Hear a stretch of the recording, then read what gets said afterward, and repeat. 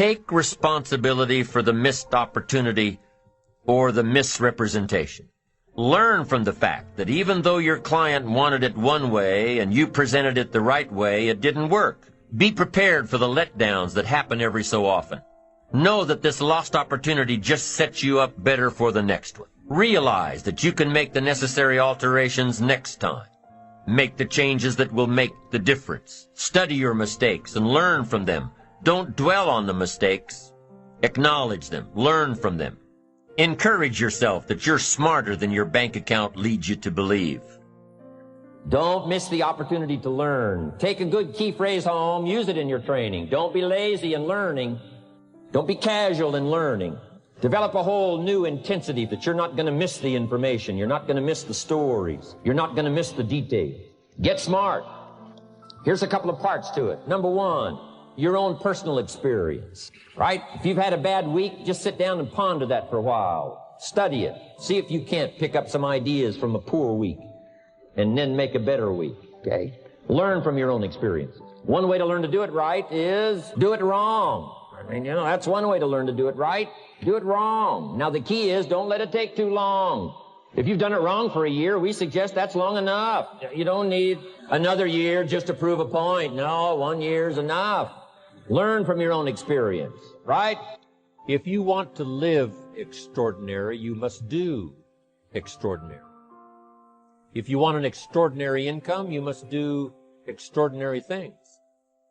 If you want an extraordinary fortune, you must go with the demands of what it takes to have that fortune. Value makes the difference in results. Value makes the difference. You can't get more time, but you can create more value.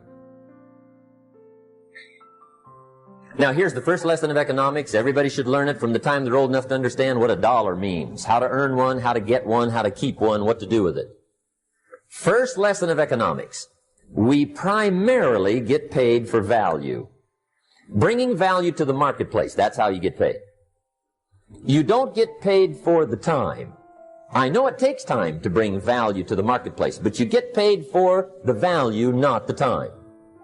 Is it possible to become twice as valuable at the marketplace and make twice as much money in the same time? Could you become 3 times as valuable? Make 3 times as much money in the same time? Is that possible? The answer is yes, if. And it's always if, right? Life is known as the big if. Harry Truman once said, life is iffy. How true. It's possible to do much better at the marketplace if you go to work primarily on yourself. Learning to work primarily on yourself.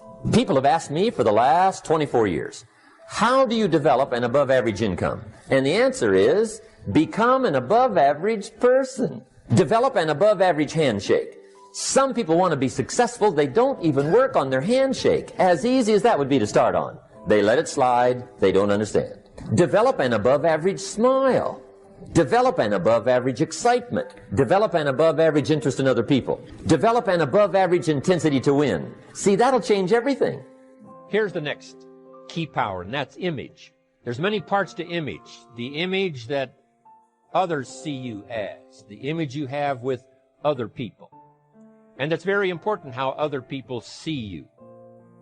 If they don't see you as a leader, chances are they won't pay attention. If they don't see you as being in control, chances are they won't have the trust. If they don't see you as knowing where you're going, what you want to accomplish, they probably won't follow.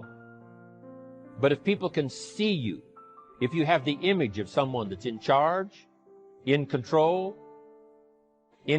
of your life, your future, your destiny, in control of the situation, if they see that, that kind of image is powerful.